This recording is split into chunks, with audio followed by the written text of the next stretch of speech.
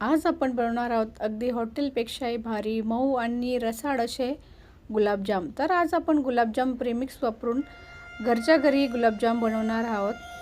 तर त्यासाठी मी इथं गुलाबजामुन प्रेमिक्स घेतलेले आहे। तुम्ही कोणत्याही कंपनीचं गुलाबजामुन प्रेमिक्स वापरू शकतात। तर मी 200 ग्रॅमचं प्रेमिक्स घेतलेलं आहे।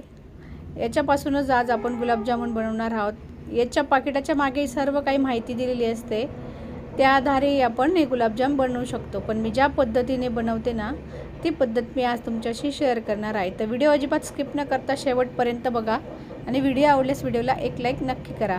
तर चला रेसिपीला सुरुवात करूया। इथं 200 ग्रॅम हे प्रेमिक्स घेतलेलं आहे।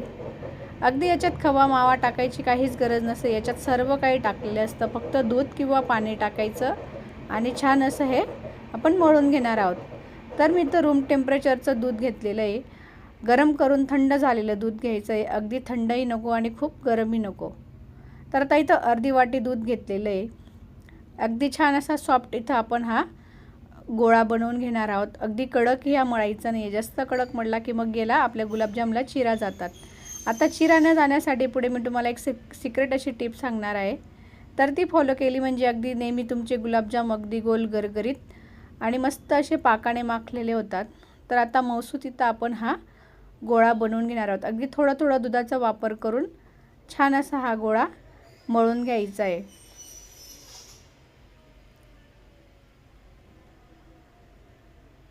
तर इथं अर्धी वाटी दुधात किती दूध लागले ते पुढे मी तुम्हाला सांगणारच आहे।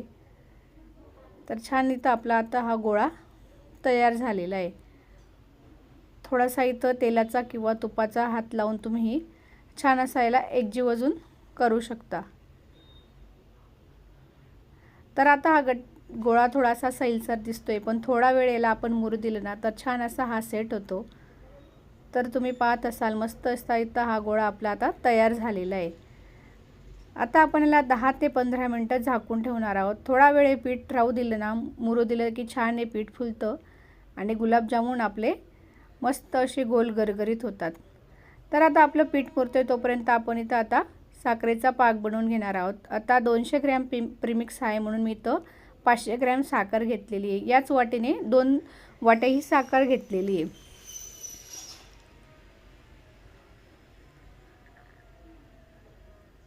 पाचशे ते 700 ग्रॅम साखर आहे 200 ग्रॅमला, अगदी परफेक्ट प्रमाणे। आता इथं मस्त असं खोलकट असं भांडं घ्यायचं आहे। आता 2 वाट्या साखर मी इथून वाटीनेच पाणी मोजून घेणार आहे। तर इथं 2 वाट्या साखरसाठी 2.5 वाटी पाणी घ्यायचं आहे। आपल्याला अगदी एक तारी वगैरे पाक बनवायचा नाही आहे। गुलाबजामुनचा पाक हा अगदी पातळच असतो, खूप असा जास्त पातळ नाही करायचा आहे आणि खूप जास्त घट्टही नाही करायचा आहे। पुढे मी तुम्हाला सांगणारच आहे की पाक कसा असावा। तर आता याच्यात लगेच आपण साखर टाकून घेणार आहोत। साखर टाकून घेतल्यानंतर याला छान अशी आता आपण उकळी काढून घ्यायची आहे। जर तुमच्याकडे केसर असेल ना, जर केसर घातलं ना अजून छान आपल्या पाकाला रंग येतो आणि दिसायलाही आपले गुलाबजाम अगदी सुरेख दिसतात। तर अगदी झटपट कोणी पाहुणे येणार असतील किंवा छोटा मोठा प्रोग्राम असेल तर अगदी कमी खर्चात तुम्ही घरच्या घरी झटपट असे इन्स्टंट एक गुलाबजामुन बनवू शकतात। तर एकदा हे गुलाबजामुन नक्की बनवून बघा। तरी तर आता पाक आपला ठेवलेला आहे। आता छान अशी साखर ही आपण विरघळून घेणार आहोत। आता जी साखरेमध्ये जी मोळी असते ना ती निघण्यासाठी तर आपण थोडासा लिंबू पिळून घेतलेला आहे। तर इथं लिंबू पिळून घेतल्यानंतर जी पाकाची जी मोळी वगैरे असते ना ती निघते। पाक अजिबात आंबट वगैरे होत नाही। तुम्हाला जर नसेल टाकायचा तर तुम्ही स्किपही करू शकता। तर आता इथं पाहू शकता साखर ही पूर्णपणे विरघळलेली आहे। आता साखर विरघळल्यापासून पुढे आपल्याला हा पाक अजून परत 7 ते 8 मिनिटं आपण हा शिजवून घेणार आहोत। आता मी थोडंसं इथं दूधही घातलेलं आहे। दूध घातल्यामुळे ना पाक छान होतो। तर हे ऐच्छिक आहे दूध घालणं पूर्णपणे। जर तुम्हाला नसेल घालायचं तर तुम्ही स्किपही करू शकता।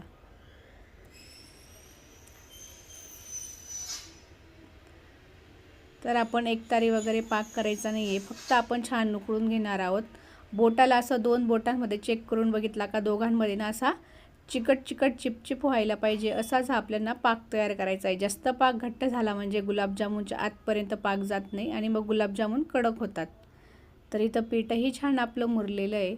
आता परत त्याला छान असा आपण आता आपल्या गुलाबजामुनला चिरा वगैरे न जाव्या त्यासाठी मी इथं अजून एक ट्रिक वापरलेली आहे। तर इथं एक मिक्सरचं मोठं भांडं घेतले, त्याच्यात हे आपण पीठ टाकून घ्यायचं आहे आणि मिक्सरला फक्त पल्स मोडवर छान फिरून घ्यायचं आहे।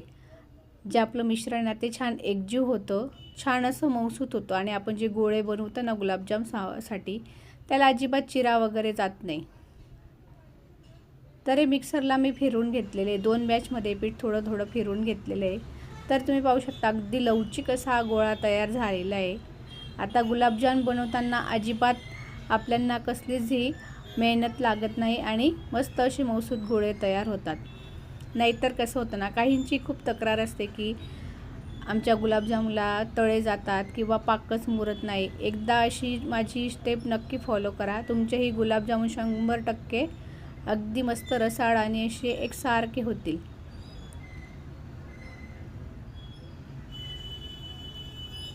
आता पीठ हे छान मळून घेतलेले तेलाचा किंवा तुपाचा हात लावून आणि गुलाबजामुन एकसारखे होण्यासाठी ना 200 ग्रॅमच्या आपल्या प्रीमिक्समध्ये ना 40 गुलाबजामुन होतात। आता तुम्ही जे प्रीमिक्स वापरताय आता ते किती ग्रॅमचं घेणार आहे त्याच्यावर आहे। मी इथं 200 ग्रॅमचं वापरले ना, त्याच्यावर 35 ते 40 गुलाबजाम छान बनतात, अगदी छोटेही नाही आणि मोठेही नाही। आता इथं पाक आपला तयार झालेला आहे, तर छान असा दोघं बोटांमध्ये चिपकतोय, तार वगैरे तुटत नाही आहे, पण छान झालेला आहे। आता इथं वेलची घालायची आहे आणि मी इथं गॅस बंद केलेला आहे।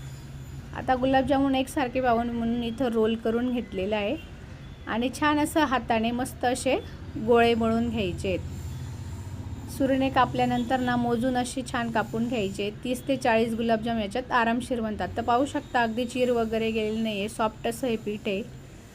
गुलाबजामुनचं पीठ सॉफ्ट असं मळायचं आहे म्हणजे गुलाबजामुन सॉफ्ट होतात, कडक मळलं म्हणजे मग त्याला चिरा जातात। तर आता मी इथं याच पद्धतीने सर्व गुलाबजाम बनवून घेणार आहे। आता मी इथं अर्धे गुलाबजामुन बनवून घेतलेले आहेत, 10 ते 15 गुलाबजामुन बनवून घेतलेले आहेत। आता इथं कढईमध्ये तेलही तापायला ठेवलेलं आहे। गुलाबजामुन तळताना खोलकट अशा कढईचा वापर करायचा आहे म्हणजे तेलही कमी लागतं आणि गुलाबजामुन तळाशी बसत नाही। अगदी कडकडीत तेल गरम करायचं नाही आहे। गोळा टाकल्या हलका असा वरती येतोय आणि छान असे बबल्स येत आहेत। आपण समोसा वगैरे तळतो ना तसंच हे तेल गरम करायचं आहे। खूप कडकडीत तेलात तळले म्हणजे ना गुलाबजामुन वरून तर लाल होतील पण आतून कच्चे राहतील आणि मग असे पिठाळ आपले गुलाबजामुन लागतात।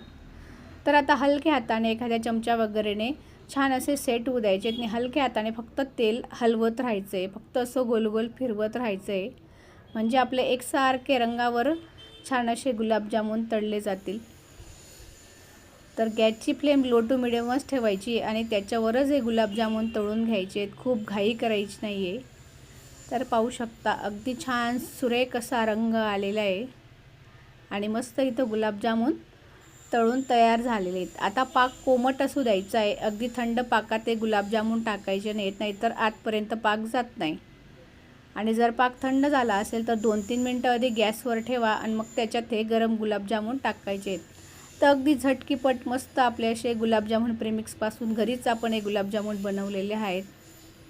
तर वाटतंय ना मार्केटपेक्षाही भारी, अगदी रसाळ गुबगुबीत असे गुलाबजामुन तयार झालेले आहेत। तर तुम्ही पाहू शकता घरीच आपण अगदी 10 ते 15 मिनटात हे गुलाबजामुन तयार केलेले आहेत। जर तुम्हाला घाई गडबड असेल तर तुम्ही ही प्रीमिक्सपासून असेच गुलाबजामुन बनवू शकता।